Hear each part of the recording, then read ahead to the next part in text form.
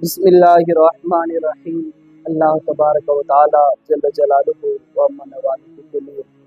تمام تعریفیں، تمام حمد و تمام ثنائیں اس کے پیارے معبود صلی اللہ علیہ وسلم کی بارگاہ بے پناہ کے اندر ہدیہ درود و سلام عرض کرنے کے بعد آج میں ایک ایسے موضوع پر بات کرنے جا رہا ہوں جس کو کریم رب نے اس کے حوالے سے تاکید فرمائی ہے، اور پھر اس کے پیارے معبود صلی اللہ علیہ وسلم اس جگہ کو سب سے بہترین جگہ فرمایا۔ وہ مساجد ہیں، وہ اللہ کے گھر ہیں جن میں لوگ آ کر عبادتیں کرتے ہیں، نمازیں ادا کرتے ہیں، نوافل ادا کرتے ہیں، رب کی لاریب کتاب کی تلاوت کرتے ہیں۔ اس حوالے سے کریم رب نے کیا فرمایا اور پھر اس کے پیارے معبود صلی اللہ علیہ وسلم نے کیا فرمایا۔ سب سے پہلی بات یہ ہے کہ مساجد یہ بہت پرانی عبادت چلی آ رہی ہے، مساجد کے اندر آ کر عبادت کرنا۔ حضرت ابراہیم علیہ السلام کو رب کریم نے حکم فرمایا ہے، وَأَهِدْنَا إِلَىٰ إِبْرَاهِيمَ وَإِسْمَاعِيلَ أَن طَهِّرَ بَيْتِيَ لِلطَّائِفِينَ وَالْعَاكِفِينَ وَالرُّكَّعِ السُّجُودِ۔ فرمایا کہ اے ابراہیم علیہ السلام اور حضرت اسماعیل علیہ السلام، تاکید فرمائی اور فرمایا کہ میرے گھر کو پاک صاف رکھنا، اعتکاف کرنے والوں کے لیے، رکوع کرنے والوں کے لیے اور سجود کرنے والوں کے لیے۔ یہ رب کریم کا گھر بیت اللہ شریف ہے، خانہ کعبہ شریف ہے، اس کے حوالے سے تاکید فرمائی۔ اور پھر اسی طرح رب کریم نے اپنی لاریب کتاب کے اندر فرمایا، وَمَنْ أَظْلَمُ مِمَّنْ مَنَعَ مَسَاجِدَ اللَّهِ أَن يُذْكَرَ فِيهَا اسْمُهُ وَسَعَىٰ فِي خَرَابِهَا۔ وہ شخص کتنا ظالم شخص ہوگا جو اللہ کے مساجد کے اندر آ کر ذکر اذکار کرنے سے لوگوں کو روکتا ہے اور پھر مساجد کو ویران کرنے کے اندر کوشش کرتا ہے۔ تو رب کریم فرما رہا ہے وہ شخص بڑا ہی ظالم شخص ہے جو اللہ کے گھروں کو ویران کرنے کے اندر کوشش کرتا ہے اور رب کریم کے گھروں کے اندر ذکر کرنے کو منع کرتا ہے کہ تم یہاں رب کے گھر میں آ کر ذکر نہ کرو۔ اور پھر مساجد بنانے کے حوالے سے میرے کریم معبود صلی اللہ علیہ وسلم کا یہ فرمان موجود ہے، اور یہ فرمان بخاری و مسلم شریف کے اندر موجود ہے۔ حضرت عثمان رضی اللہ تعالیٰ عنہ سے مروی فرماتے ہیں، سمعت رسول اللہ صلی اللہ علیہ وسلم یقول، فرمایا اللہ کے حبیب صلی اللہ علیہ وسلم نے فرمایا، من بنا مسجدا ینبغی بہ وجہ اللہ،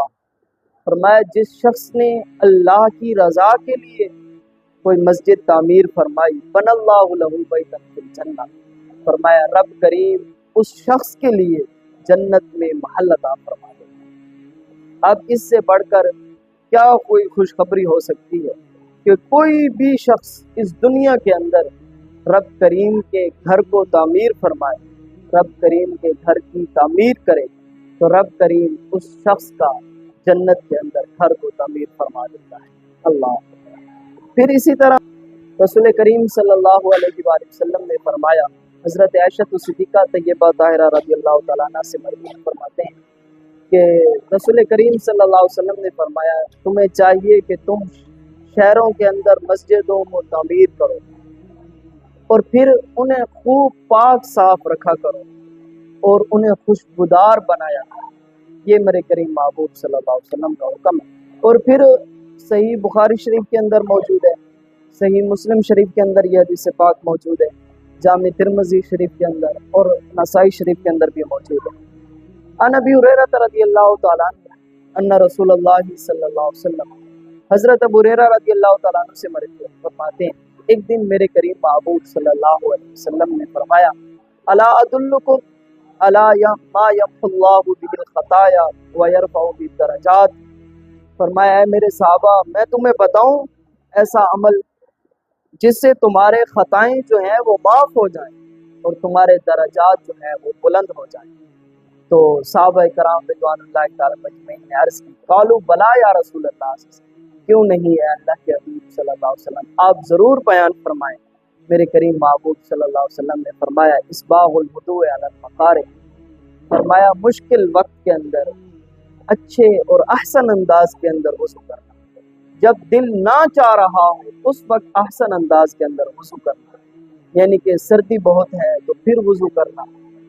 یا جب دل نہ چاہ رہا ہو تو پھر احسن انداز کے اندر وضو کرنا۔ پھر میرے کریم نے فرمایا پھر کثرت کے ساتھ چل کے جانا، اگر دور مسجد ہے تو پھر چل کے جانا مسجد کی طرف، یہ ایسا عمل ہے جس سے تمہارے خطائیں معاف ہو جائیں اور تمہارے درجات جو ہیں وہ بلند ہو جائیں۔ اور پھر میرے کریم محبوب صلی اللہ علیہ وسلم نے فرمایا وَإِنْتَظَارُ الصَّلَاةِ بَعْدَ الصَّلَاةِ، فرمایا ایک نماز کے بعد دوسری نماز کا انتظار کرنا، یہ 3 ایسے عمل ہیں، مشکل کے وقت وضو کرنا، مساجد کی طرف پیدل چل کے جانا، اور پھر میرے کریم نے فرمایا ایک نماز کے بعد دوسری نماز کا انتظار کرنا، یہ 3 ایک ایسے عمل ہیں جن کی وجہ سے تمہارے خطائیں جو ہیں وہ معاف ہو جائیں اور تمہارے درجات جو ہیں وہ بلند ہو جائیں۔ اللہ تعالیٰ سے دعا ہے کہ اللہ تعالیٰ ہمیں تمام احکام پر عمل کرنے کی توفیق عطا فرمائے۔ وآخر دعوایا الحمدللہ۔